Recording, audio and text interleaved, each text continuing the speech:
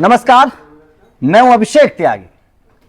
हमारा पड़ोसी देश पाकिस्तान, इस पर भरोसा कभी किया नहीं जा सकता, क्योंकि पाकिस्तान जिस तरीके से छुप छुप के सीक्रेट मिशन पर काम करता है, जिस तरीके से अपने नापाक मंसूबों को अंजाम देने की कोशिश करता है, इसके ऊपर नजर रखनी बेहद जरूरी है। क्योंकि पाकिस्तान वो आस्तीन का सांप है जो कभी भी डस सकता है, और ये अब से पहले हुआ है। इतिहास को अगर हम खंगाल कर देखेंगे तो पाकिस्तान की हरकतें हमें साफ तौर पर समझ में आएंगी। अब भी अगर हाल के दिनों को देखें तो पाकिस्तान की कुछ हरकतें हैं, जैसे कि हाफिज सईद से पाकिस्तान के एक नेता का मिलना, अगर मैं साफ तौर पर देखूं तो यह भी एक बहुत बड़े संकेत दे रहा है। इसके अलावा पाकिस्तान की थल और जल सेना को मुनीर का एक्टिव रखना, आदेश दिया है कि भैया एक्टिव रहो। अब वो एक्टिव क्यों करना चाहते हैं, यह भी एक बहुत बड़ा सवाल है। पाकिस्तान की किम जोंग उन के साथ दोस्ती, यह भी एक बहुत बड़ा सवाल है, क्योंकि किम जोंग उन उस तरीके के तो नहीं है जिनसे दोस्ती रखी जाए। तानाशाह है, किस तरीके से मिसाइल का मुंह मोड़ देते हैं, दुनिया जानती है उनको। तो यह भी एक बहुत बड़ा सवाल है। और उसके अलावा जिस तरीके से पाकिस्तान सिंध के पहाड़ों में सुरंग बना रहा है, तो सवाल यह खड़ा होता है कि पाकिस्तान कौन से सीक्रेट मिशन पर काम कर रहा है। क्या कुछ परीक्षण तो नहीं होने वाला है? भारत के ऊपर इसका क्या असर पड़ सकता है? जो पाकिस्तान की हलचलें इस वक्त चल रही हैं, इसी को समझने की कोशिश करेंगे। मेरे साथ major general Ashwini Srivastava sir मौजूद हैं। सर, पाकिस्तान की इन 4-5 हलचलों को किस तरीके से देख रहे हैं आप? क्योंकि पाकिस्तान पर भरोसा नहीं किया जा सकता, यह धोखा देता है, पीठ पर हमला करता है पाकिस्तान। कैसे देख रहे हैं सर? हाँ बिल्कुल अभिषेक, इसमें कोई शक नहीं। पाकिस्तान की चाल ही ऐसी है कि उस पर भरोसा करना बड़ा मुश्किल है, और जब आपको कुछ शक नहीं है तो वो तब ज्यादा बड़े हमले करेगा। अब बात आपने 3-4 इशू उठाए हैं। पहले हम करते हैं न्यूक्लियर हथियार की। देखो, पाकिस्तान का जो न्यूक्लियर हथियार था वो चोरी छुपे बनाया गया था। AQ खान जो थे वो फ्रांस से चोरी से वो एक प्रकार पूरा ब्लूप्रिंट लेके आए थे, और उन्होंने न्यूक्लियर हथियार बनाए थे। कहीं ना कहीं सुनने में आया अमेरिका ने भी उसकी मदद की। मगर ये सच्चाई है, इसके बनने के बाद पाकिस्तान एक ऐसा देश है जो पैसों के लिए न्यूक्लियर हथियार बेच सकता है। ये जो लीबिया में और नॉर्थ कोरिया में, स्पेशली नॉर्थ कोरिया में अगर न्यूक्लियर हथियार बने हैं तो इसमें पाकिस्तान की बहुत बड़ी देन है। लीबिया में भी इन्होंने एक प्रकार से न्यूक्लियर हथियारों का ब्लूप्रिंट पास किया था। तो ये सच्चाई है, पाकिस्तान कुछ भी कर सकता है। अब बात आती है अब क्या कुछ कर रहा है पाकिस्तान जी। देखो, ये भी समझना पड़ेगा व्यूअर्स को कि कौन से इतने देश हैं जो जिनके पास न्यूक्लियर हथियार है। 5 तो जो ऑफिशियली डिक्लेयर्ड हैं, जो P5 हैं, जिसमें अमेरिका है, रूस है, चीन है, और आपका UK है और फ्रांस है, और 4 और दूसरे देश हैं जो कि नॉन ऑफिशियल और आज न्यूक्लियर हो गए हैं, जिसके अंदर भारत भी है, पाकिस्तान भी, इजराइल भी है, नॉर्थ कोरिया भी है। अब जो पाकिस्तान का करीब 170 के करीब जो सिपरी बताता है कि इसका हो सकता है इसके पास न्यूक्लियर वार हेड करीब 170 हो। ये 2 चीजें कर रहा है।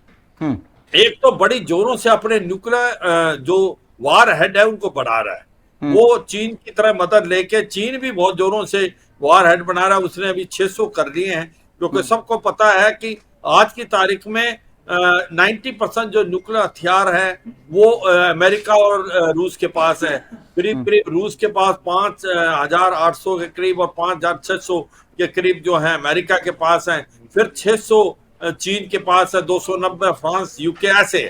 कहने का मतलब है आज की तारीख में पाकिस्तान जो है अपने न्यूक्लियर हथियारों का जमावड़ा बढ़ा रहा है। इसके साथ साथ वो न्यूक्लियर एक्सपोजर की भी तैयारी कर रहा है, और सुनने में तो यह उन्होंने कर दिया है, क्योंकि ये जितने भी अर्थक्वेक आए हैं, क्योंकि वो मुझे लगता है कि जो इन्होंने अंडरग्राउंड को टेस्ट किया है उसके कारण, क्योंकि जो एक्सपर्ट कहते हैं कि इनके जो भी न्यूक्लियर एक्सप्लोजन है वो अंडरग्राउंड होते हैं। उसका पता लगाना मुश्किल होता है। उसका पता लगता है सेस्मिक एक्टिविटी से। अगर आप सेस्मिक एक्टिविटी देखें इस इलाके में तो आपको शक आएगा।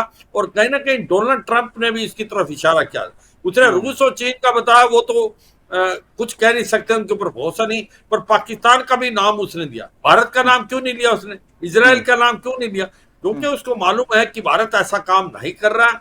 भारत 1998 के बाद कोई न्यूक्लियर एक्सप्लोजन नहीं किया। अब पाकिस्तान क्यों कर रहा है? देखो, पाकिस्तान चाहता है कि वो बड़ी पोटेंसी का बम बनाए, मतलब हाइड्रोजन बम बनाए, इस टाइप की उस पर काम हो रहा है। कुछ उसने ब्लूप्रिंट चीन से भी लिए हैं।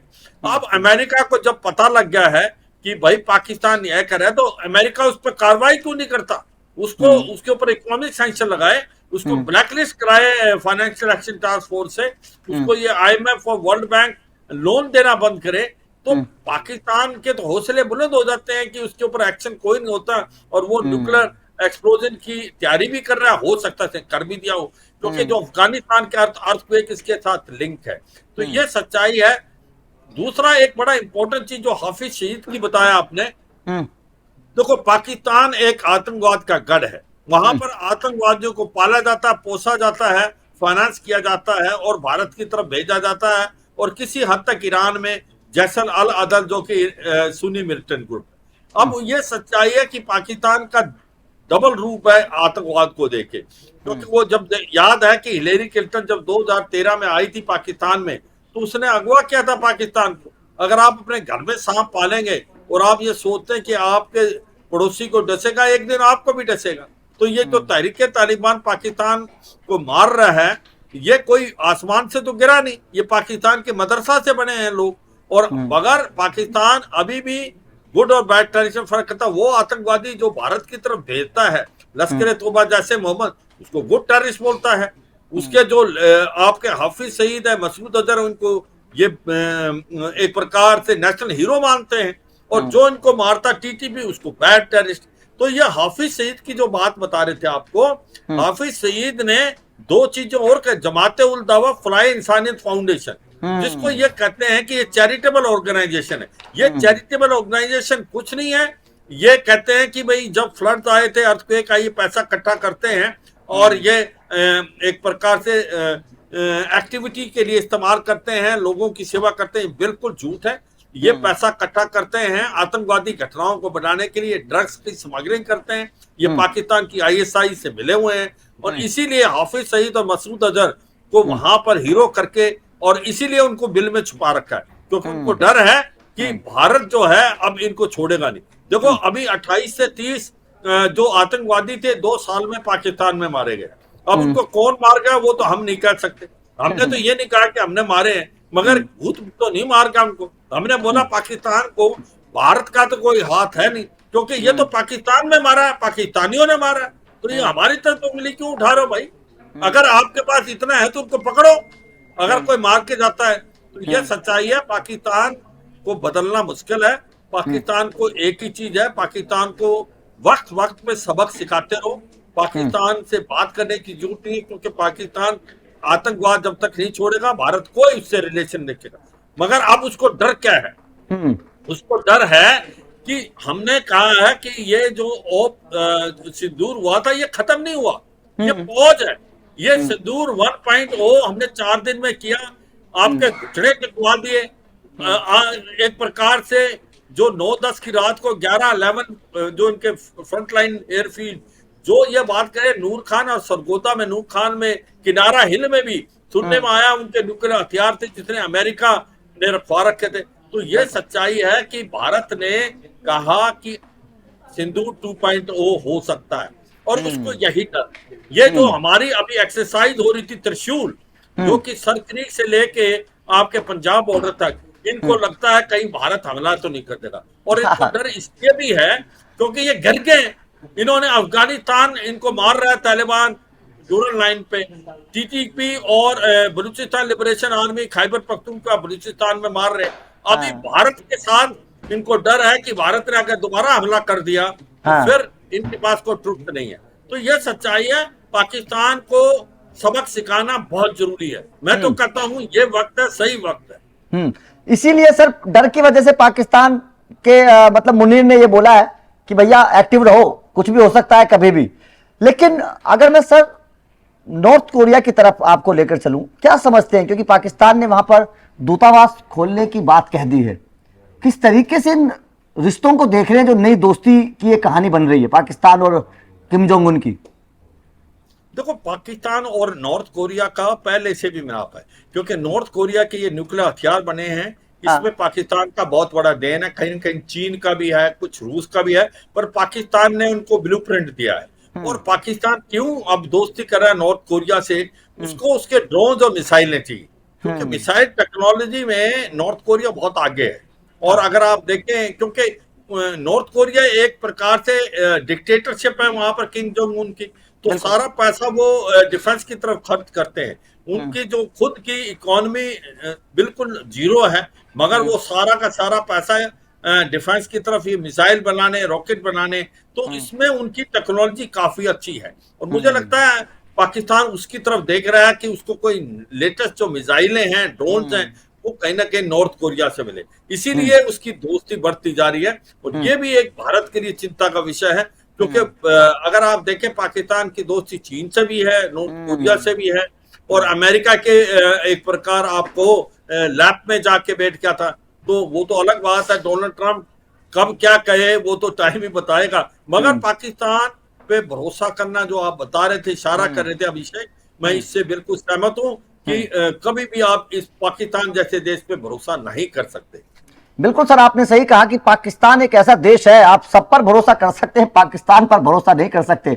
हमेशा एक्टिव रहना पड़ेगा पाकिस्तान से, क्योंकि इतिहास गवाह है, जब जब पाकिस्तान पर भरोसा किया गया है, तब तब पाकिस्तान ने उस भरोसे को तोड़ने का काम किया है। आज भी वही वक्त है, पाकिस्तान बदला नहीं है, पाकिस्तान की ना नीतियां बदले हैं, ना वहां के लोग बदले, ना नेता बदले हैं। तो इसीलिए ध्यान रखना पड़ेगा। पाकिस्तान जिस तरीके से नॉर्थ कोरिया के साथ, जैसे कि सर आपने बताया कि मिसाइलों का लालच है पाकिस्तान को, तो जाहिर तौर पर यह भी एक बहुत बड़ा चिंता का विषय है। भारत को इसका भी कोई ना कोई तोड़ जरूर निकालना पड़ेगा।